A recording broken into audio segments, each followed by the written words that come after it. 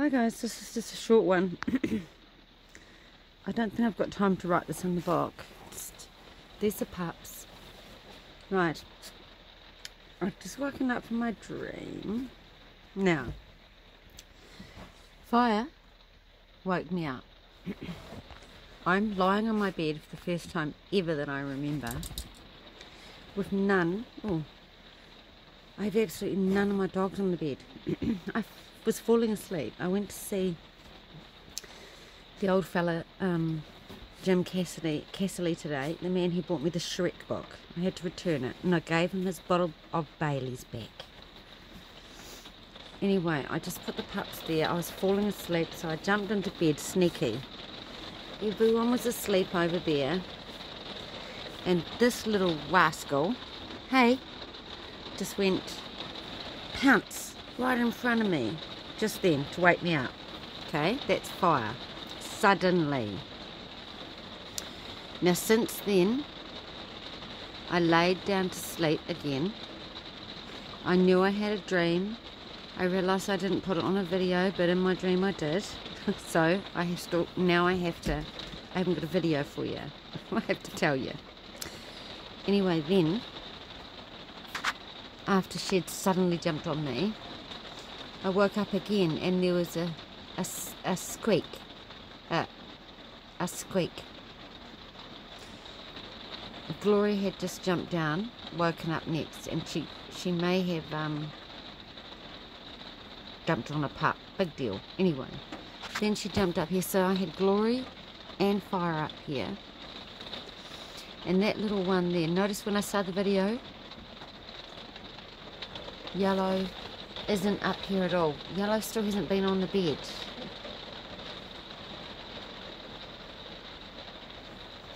Okay, that makes a big difference.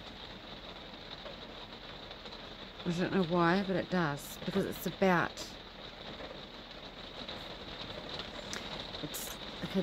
The dream I had is about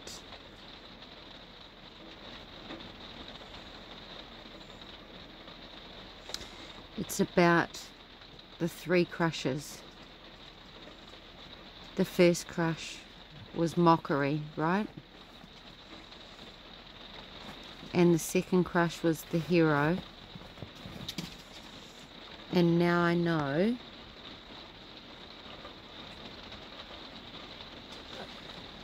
that we're at the third crush, which is the third crush are the 3 canaries, in a cage, all the way through the bird movies and the zombie apocalypse movies.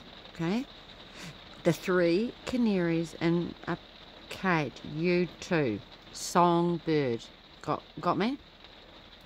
The ones that the Lord showed me in a cage, they're under my bed. They went in the compartment. They're under my bed. 3 canaries in a cage. So I didn't know what they were. I want to know what they are, but now I know that they're attached to my third crush. 1, 2, 3. The third crush, the one I had when I was an adult. Okay, so 2 was mockery. The hero, when a hero comes along. Dun, dun. And the third one is shame. They are in a cage. 3 birds in a cage, the caged birds. Then what did Jason Upton bring? What was the song he brought?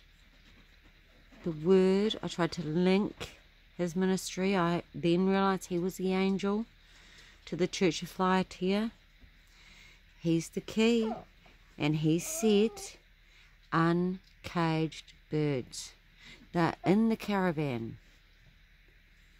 It's the harvest, guys. It's the harvest. It's the shame around the feet of the harvest. It's what I've done. What the other angels are going to do. It's everything that's been done. It's the sacrifice. It's what's been done for the harvest. that little rascal there, the harvest, the yellow. You're the yellow, aren't you? That's why they're yellow canaries. There, 3 little songbirds in a cage. I might as well just throw this in as a testimony because the Lord has canaries in my testimony. I do not like birds. I was going to say I've never owned a bird. But, stop it. I remember when I was in my early 20s, just before I got dogs, that I wanted birds. And I nearly spent nearly $300 on 2 lovebirds. I nearly spent money on 2 lovebirds. But I didn't. Should we let him up? Come on. You come. See, then he dances down there. Come on, I'll help you up. Up. See, he's the naughtiest of my dogs. Yeah. Right, do you want up? Watch. Come on, up. I'll help you. Up. Here we go. Now, see?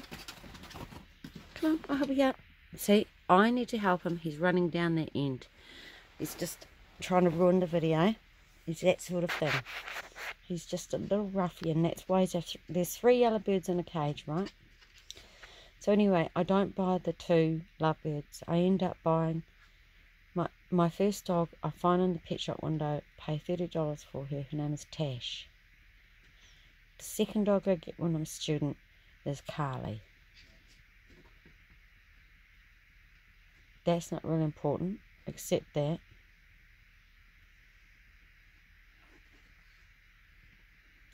the pet shop that I bought Tash from was in the Octagon.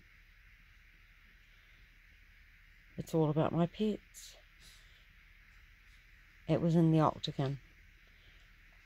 I come across that pet shop later on in my testimony because I had a boyfriend.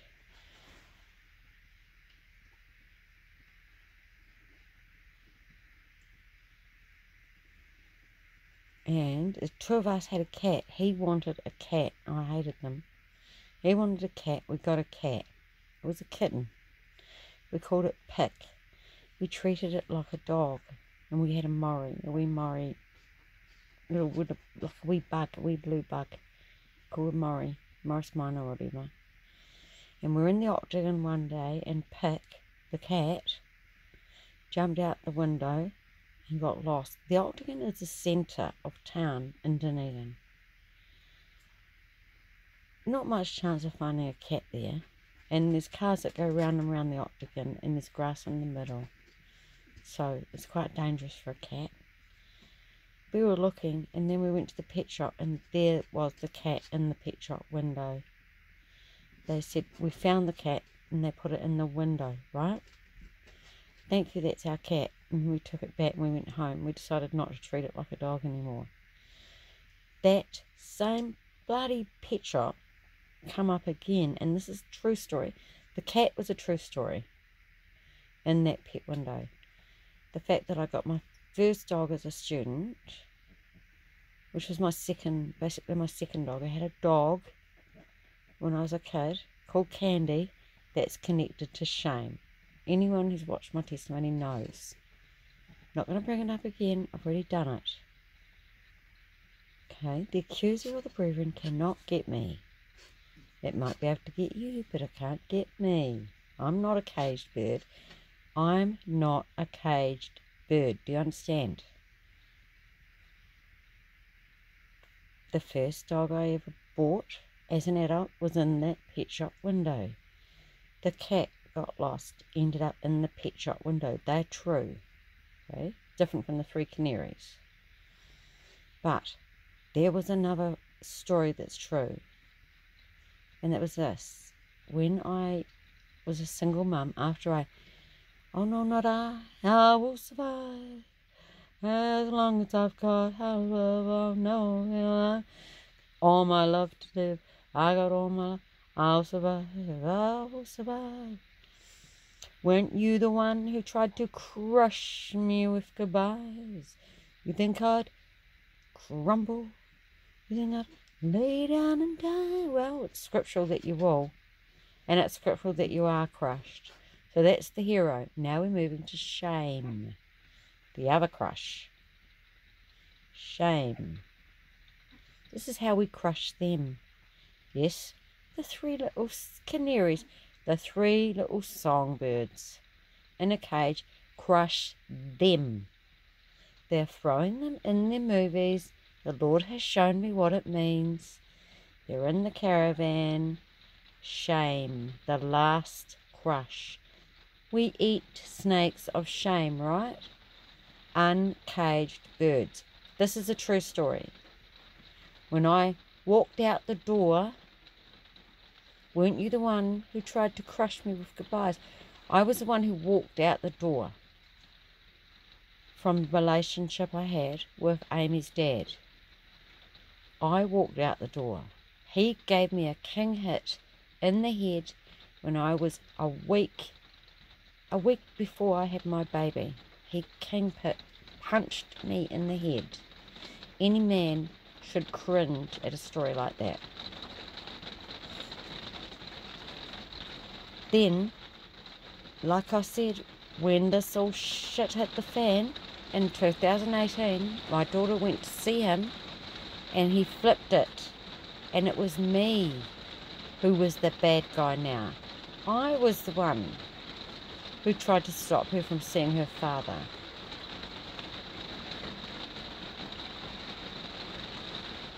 Which I never did. Which all I did was I went to court and I got access, written access order, so that there was consistency in the relationship. I don't know how he's twisted that. There were some things said in court, but he could have, yeah. But this is a 25-year-old adult. She's supposed to be able to make sense of the world, but because it's demonic, she believes all the lies and comes up with this unbelievable story that sheds a terrible shadow on our family. And our entire history is wiped out by one little girl on the internet, and she's trying to bring shame over the entire family. Accusations of me lying to her whole life, stopping her from seeing her fathers, where in fact that father stopped coming to see his own daughter before she turned 2. Just stopped. He had an access order and he stopped coming on his own. It was his own choice. But it's been flipped. They're the heroes now, and we're the ones that walk out the door. Do you understand? So, they're laying blame and shame at our feet. The truth is gone. The truth, you will know the truth, and the truth will set you free. Okay, so some believe the lie, and to be honest, absolutely everyone and most people probably believe her lie. They do. Honest.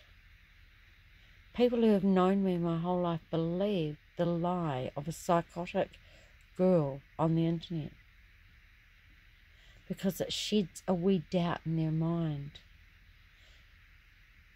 and it suits them. The thing is, that's what we're going to find, is it suits them to believe the lie, because if they believe the truth about that person, then they have to believe the one that sent them. And the one that sent them is Jesus Christ, our Lord and Saviour. Because the ones that are being lied about the most are the messenger angels, the ones, the persecuted church, like the true church, the true bride, is the target.